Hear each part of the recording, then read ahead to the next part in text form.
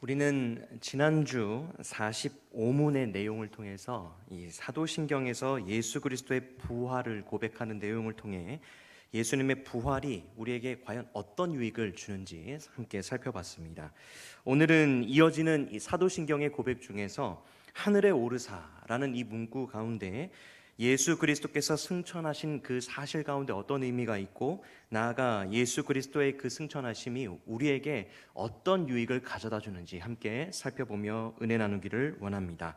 자, 먼저 우리 사도신경의 고백 내용인 하늘에 오르사라는 이 구절이 우리로 하여금 예수님께서 승천하심에 대해서 무엇을 고백하게 하는지, 우리 이 예수님의 승천에 관한 그 사실들을 함께 살펴볼 텐데요.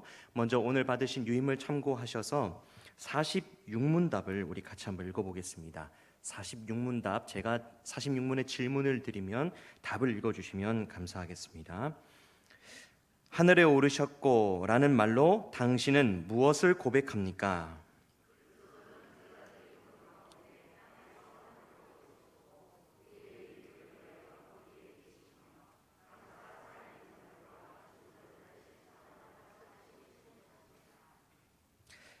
이 46문의 질문은 사도신경 중에서 하늘에 오르셨고 라는 말로 표현된 예수님의 승천하심에 대해서 우리가 고백하는 내용이 과연 무엇인지 묻고 있습니다.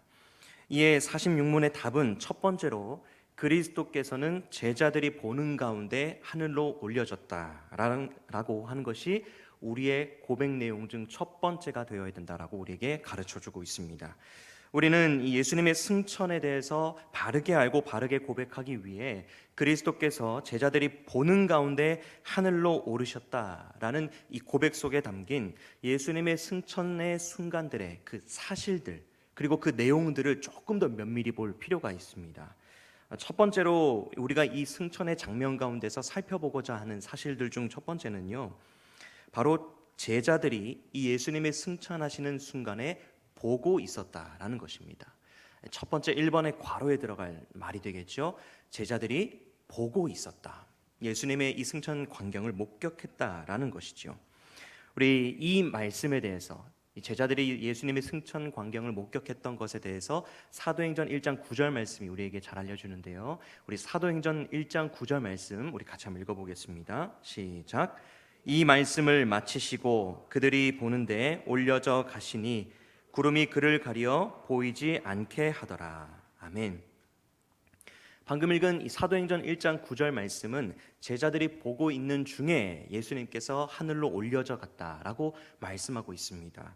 또한 우리가 함께 고백한 이 하이델베르크 요리문답 46문답에서도 그리스도께서 제자들이 보는 가운데 땅에서 하늘로 오르셨다라고 가르칩니다. 우리는 이 부분에서 십자가에서 죽으신 이후 예수님께서 보이신 기적인 이 부활 기적과 또 오늘 우리가 지금 살펴보려고 하는 승천, 이 기적 가운데 차이점이 있다는 것을 발견할 수 있는데요. 그 차이점은 바로 부활은 아무에게도 예수님께서 보이지 않으셨지만 예수님께서 승천하시는 이 광경은 제자들에게 보여주셨다라는 것입니다. 승천은 예수님께서 보게 하셨고 부활은 보지 못하게 하셨다. 보이지 않으셨다라고 할 수 있습니다. 이 차이점은 실로 예수님의 승천을 고백해야 하는 저와 여러분에게 아주 큰 유익으로 작용됩니다. 왜냐하면 이 부활은 살아난 것 그 자체로 증거가 돼서 예수님께서 부활하셨다는 것을 우리는 살아난 예수님을 보고 믿을 수 있죠. 그 자체로 증명이 됩니다. 그런데 이 승천은요, 올려져 가는 것이기 때문에, 달리 말씀드리면 우리의 육신의 시야에서 사라지는 것이기 때문에 우리가 직접 보지 못하면 증명할 방법이 없습니다. 그렇기 때문에 예수님께서 승천하시는 이 장면을 봤다, 제자들이 목격했다라는 것은 제자들로 하여금 예수님께서 실로 부활하실 뿐 아니라 하늘에 올려지셨다라는 것을 믿을 수 있는 증거를 예수님께서 남겨놓고 가셨다라는 것이죠. 따라서 예수님께서 하늘로 올려져 가시는 이 승천의 광경을 목격한 제자들이 예수님의 승천을 믿을 수 있는 데에도 가장 큰 유익이 되고, 또 오늘날 우리가 말씀을 통해서 예수님의 승천을 믿고 따르는 저와 여러분에게도 이 예수님의 승천을 믿을 때, 꼭 또 고백할 때 예수님께서 승천하시는 광경을 제자들이 목격했다라는 것이 아주 큰 유익이 되는 것입니다. 우리는 특별히 예수님께서 승천하신 이 광경을 제자들이 직접 목격한 이 장면을 통해서 승천 사건이 지닌 중요한 의미를 발견할 수 있습니다.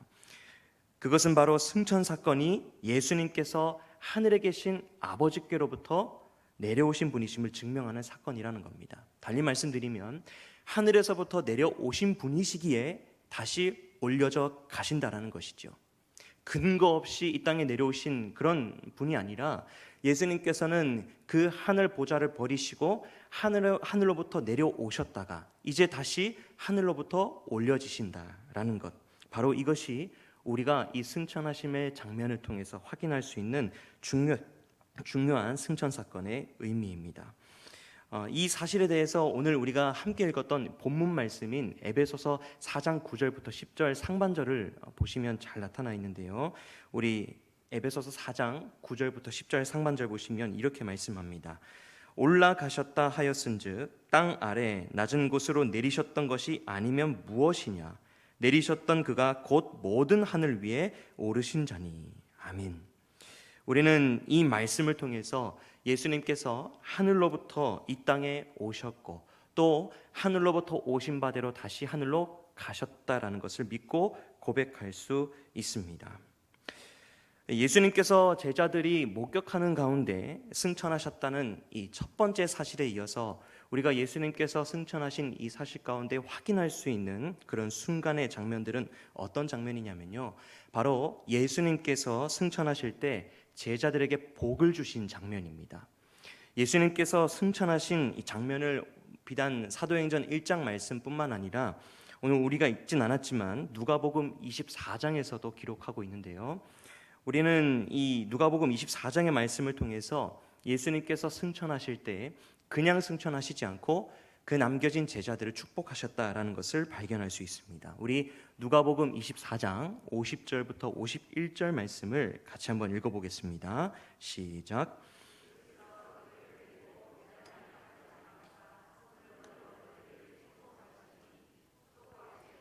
그들을 떠나 하늘로 올려지시니.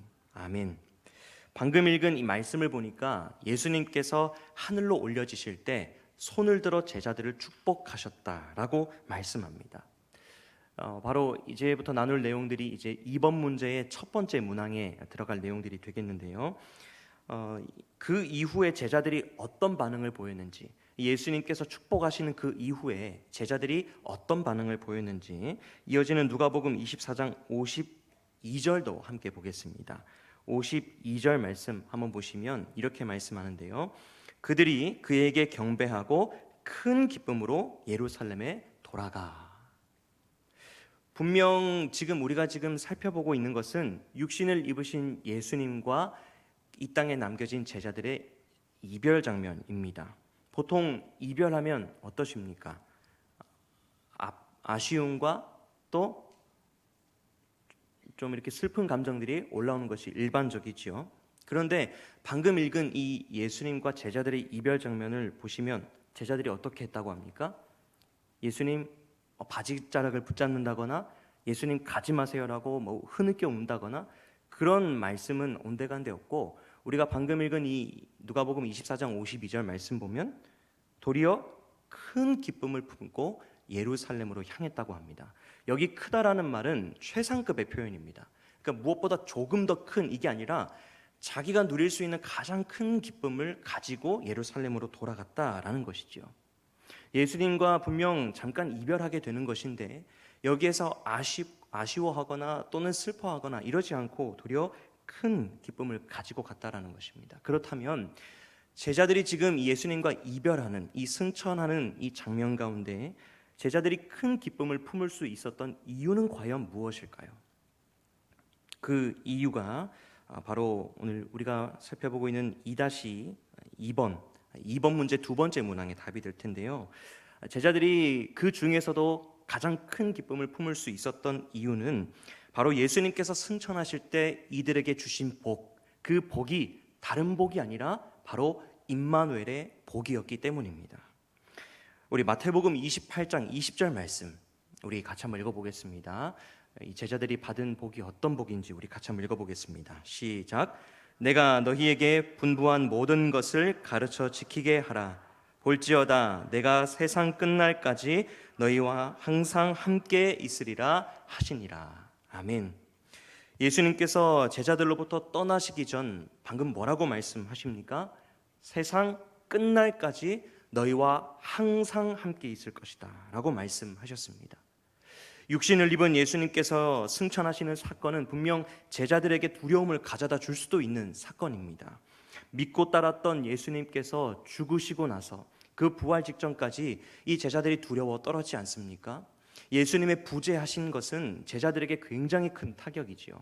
왜냐하면 당시에 이 유대 공동체의 분위기가 예수님을 향하여서 그렇게 좋지 못했기 때문에, 적대적이었기 때문에 제자들이 느낄 수 있는 그런 불안함과 두려움은 아주 컸을 것입니다. 그런데 지금 부활하셔서 조금 좀 이렇게 예수님 다시 만나고 기쁘고 이 기쁨을 좀 만끽할까 싶은데 이제는 아예 승천하셔서 예수님을 못 보게 되었으니 얼마나 두려웠겠습니까? 그런 제자들에게, 남겨진 제자들에게 예수님께서 무엇을 말씀하십니까? 내가 너희와 항상 함께 있을 것이다. 다른 복, 다른 육적인 복, 그런 복이 아니라 바로 내가 너희와 항상 함께 있겠다라는 그들의 두려움의 원천을 차단하는 그런 복의 내용이었던 것이죠. 그런데요, 여러분, 이쯤에서 의문이 듭니다. 몇 가지 의문이 드는데 그중 첫 번째 의문은 바로 그렇다면 예수님께서 하늘로 올려지셨는데 예수님께서 항상 너희와 함께 있겠다라는 이 약속은 과연 어떻게 되는가라는 것입니다. 예수님께서 분명 이 땅에서 이 제자들과 이별하게 되는데 그렇다면 예수님께서 마태복음 28장에서 약속하신 내가 너희와 항상 함께 있겠다라는 이 약속이 과연 이들에게 유효한가라는 것입니다. 이 의문의 내용이 오늘 우리가 함께 살펴보고 있는 요리문답 47문에 그 질문이 기록되어 있는데요. 우리 47문의 질문을 한번 같이 읽어볼까요? 47문 질문만 같이 읽어보겠습니다. 시작. 그렇다면 세상 끝날까지 우리와 함께 있으리라는 그리스도의 약속은 어떻게 됩니까? 임마누엘의 복을 약속하시고 나서 승천하신 이 예수님, 그러고 나서 그러면 예수님이 하신 약속은 어떻게 되는가라는 질문입니다. 거기에 대해서 47문 답이 어떻게 말씀하고 있는지 우리 47문 답도 같이 한번 읽어보겠습니다. 시작. 그리스도는 참 인간이고 참 하나님이십니다. 그의 인성으로는 더 이상 세상에 계시지 않으나 그의 신성과 위엄과 은혜와 성령으로는 잠시도 우리를 떠나지 않습니다. 47문의 답이 말하는 바가 무엇입니까? 우리 의문점 1-1 항목을 보시면 적혀 있는데요.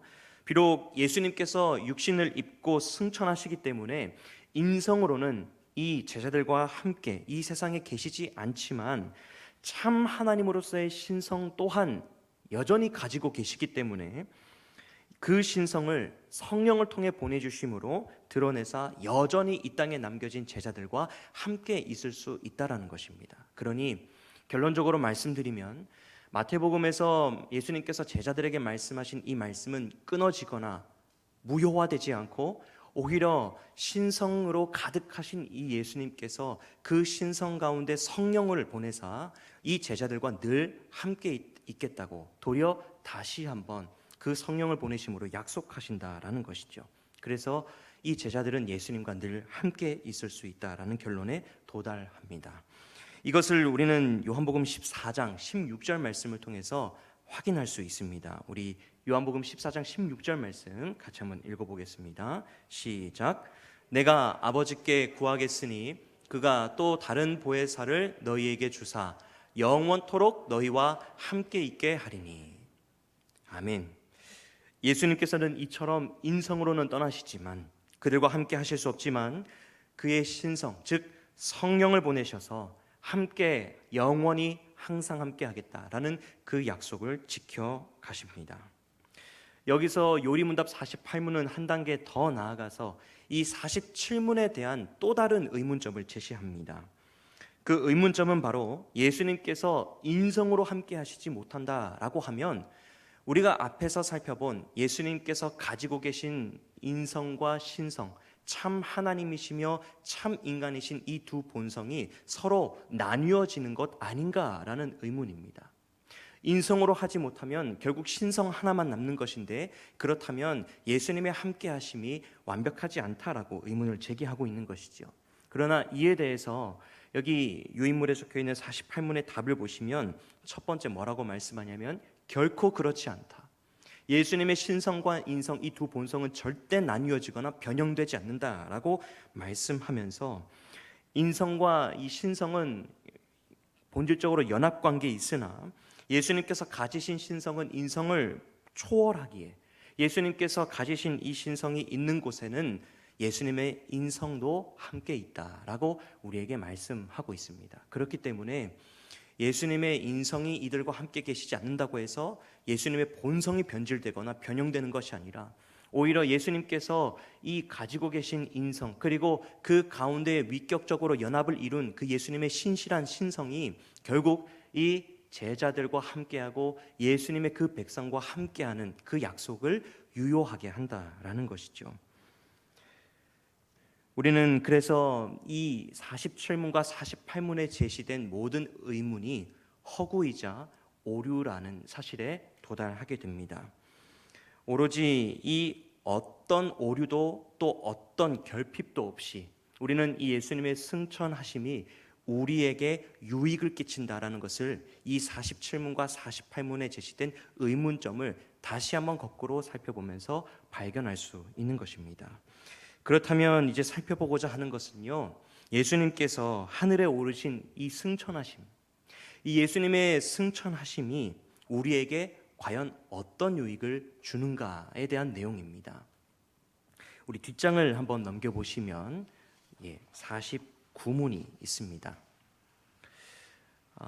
예수님의 승천하심이 우리에게 가져다주는 유익을 이 49문답에서는 세 가지로 구분하고 있는데요.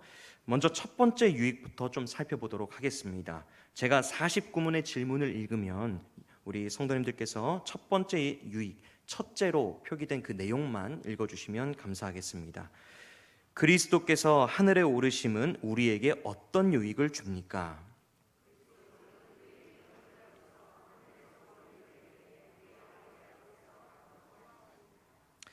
네, 예수님께서 하늘에 오르신 이 승천 사건을 통해 우리가 누릴 수 있는 첫 번째 유익은 바로 예수님께서 우리의 대언자가 되사 하나님 앞에서 우리를 변호해 주신다는 사실입니다.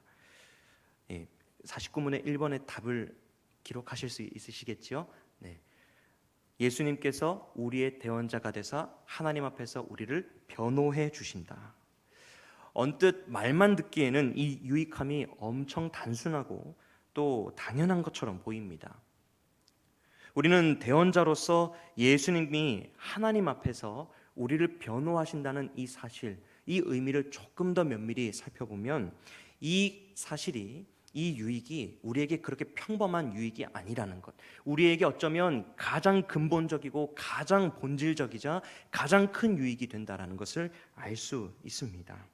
우리 49문의 1-1번부터 3번 이 세 가지 내용을 보시면 예수 그리스도께서 우리에게 대언자가 되사 우리를 변호해 주시기 위해 점진적으로 갖춰지는 과정들을 기록하고 있습니다. 우리가 예수님으로부터 변호받기 위해서 예수님이 하셔야 되는 일, 하나님께서 하셔야 되는 일이 여기 기록된 것인데요. 먼저 그 과정을 살펴보면 먼저 첫 번째로 대언자로서 하나님 앞에서 우리를 예수님께서 변호하실 때 첫 번째로 예수님께서 희생 제사를 통해 완성하신 예수님의 영원한 공로가 필요합니다. 이 예수님께서 희생 제사, 그러니 달리 말씀드리면 십자가를 지심으로 우리의 죄짐을 지고 난 뒤에 달성하신 그리고 획득하신 그 하나님의 의가 없이는 우리가 예수님으로부터 변호를 받지 못한다라는 것이죠. 그렇기 때문에 우리는 이 예수님의 영원한 공로를 힘입어 변호를 받을 수 있는 것입니다. 그 다음 두 번째, 영원한 공로만 우리에게 필요한가? 그렇지 않습니다. 그 다음 두 번째로 예수님이 대언자로서 하나님 앞에 우리를 변호하실 때 우리에게 필요한 것은 뭐냐면요, 우리가 하나님께 용납받기를 원하시는 예수님의 뜻이 필요합니다. 예수님께서 세우신 그 완전한 공로가 있습니다. 그러나 그것으로만 충족되지 않고 예수님께서 우리를 구원하시기 위한, 그리고 우리가 하나님께 용납받았으면 하는 그런 뜻을 가지고 계신 그 예수님의 뜻이 우리에게 필요하다라는 것이죠. 그렇다면 마지막 세 번째, 우리가 예수님으로부터 변호를 받기 위해서, 우리의 대언자로서 우리를 위해 하시는 그 변호함을 받기 위해 마지막 갖춰줘야 되는 것은 무엇일까요? 바로 그것은요, 예수님께서 이루신 완전한 공로, 영원한 공로와 우리를 하나님께서 용납해 주시기를 바라는 그 예수님의 뜻을 하나님께서 받아들이시는 하나님의 동의하심이 필요합니다. 이 예수님의 공로를 동의하시고 또 예수님께서 우리를 구원하고자 하시는 그 뜻을 하나님이 동의하셔야만, 그래야만 우리가 이 예수님의 변호를 받을 수 있습니다. 이렇듯 예수님께서 대언자로서 하나님 앞에서 우리를 위해 변호해 주시는 이 은혜가 바로 저와 여러분이 예수님의 승천하심을 통해 누리는 가장 큰 유익이자 첫 번째 유익이라는 것입니다. 원래 우리는 죄의 결과로 사망 선고를 받고 사형밖에 기다릴 것이 없는 자들이었죠. 그렇게 영원한 죽음의 문턱에서 아무 말도 하지 못하고 아무 말할 것 없이 그저 이 사형받기만을 바라는 그런 저와 여러분의 소망 없는 인생 가운데 우리 주님께서 그 재판정 가운데 나타나셔서, 그 재판장 가운데 계셔서 재판장이신 하나님께 못자국난 손을 들어 보이시면서 내가 저 영혼을 위해, 내가 저 사람의 죄를 위해 십자가를 지고 못 박혀 죽었노라고, 그러니 저 영혼, 저 사람은 나의 형제요 하나님의 아들이라고 우리를 변호하시는 이 변호의 은혜, 이것이 바로 예수님께서 하늘에 오르셔서 우리를 위해 하시는 일이자 이것이 바로 저와 여러분에게, 특별히 죄로 인해 아무 소망 없는 저와 여러분에게 가장 큰 은혜라는 것입니다. 바로 우리가 좀 하나님께 용납받기를 원하시는 마음으로, 우리가 이제 하나님으로부터 죄 용서함을 받고 하나님의 자녀로 인정받기를 바라는 그 예수님의 열심, 그 예수님의 그 사역, 중보자의 사역이 바로 저와 여러분에게 이런 큰 유익을 가져다 준다라는 것이죠. 이 놀라운 은혜에 대해서 히브리서 7장 25절 말씀이 우리에게 잘 이 의미를 말씀해 주는데요. 우리 7장 25절, 히브리서 7장 25절 말씀 같이 한번 읽어보도록 하겠습니다. 시작. 그러므로 자기를 힘입어 하나님께 나아가는 자들을 온전히 구원하실 수 있으니 이는 그가 항상 살아계셔서 그들을 위하여 간구하심이라. 아멘. 간절히 바라기는 주님께서 하늘에 오르셨다는 예수님의 승천하심을 믿음으로 고백할 때마다 우리의 대언자가 되사 하나님 앞에서 우리를 변호하시는 이 하나님의 은혜, 이 주님의 은혜가 우리 가운데 다시금 가슴에 새겨질 수 있기를 간절히 바랍니다. 그래서 우리에게 가장 큰 복이자 감사의 제목이 다른 것이 되는 것이 아니라 주님께서 나 같은 사람을 위해 하나님 앞에 변호해 주시는 것, 이것이 저와 여러분에게 가장 큰 복이자 은혜라고 고백하는 저와 여러분이 될 수 있기를 주님의 이름으로 축복합니다. 두 번째로 예수님의 승천하심이 우리에게 주는 유익은 무엇일까요? 우리 49문의 두 번째 답을 같이 한번 읽어보겠습니다. 둘째 답을 같이 읽겠습니다. 시작. 우리의 몸이 그리스도 안에서 하늘에 있으며 이것은 머리 되신 그리스도께서 그의 지체인 우리를 그에게로 이끌어 올리실 것에 대한 확실한 보증입니다. 두 번째로 예수님의 승천하심이 우리에게 주는 유익은 바로 예수님께서 승천하신 것과 같이 우리 또한 승천하게 될 것이라는 것을 확신하게 한다라는 것입니다. 우리 49문의 2-1번 우리 둘째 답을 보시면 우리의 몸이 하늘에 있다라고 고백하고 있습니다. 우리의 몸이 그리스도 안에서 하늘에 있다라고 고백하고 있지요.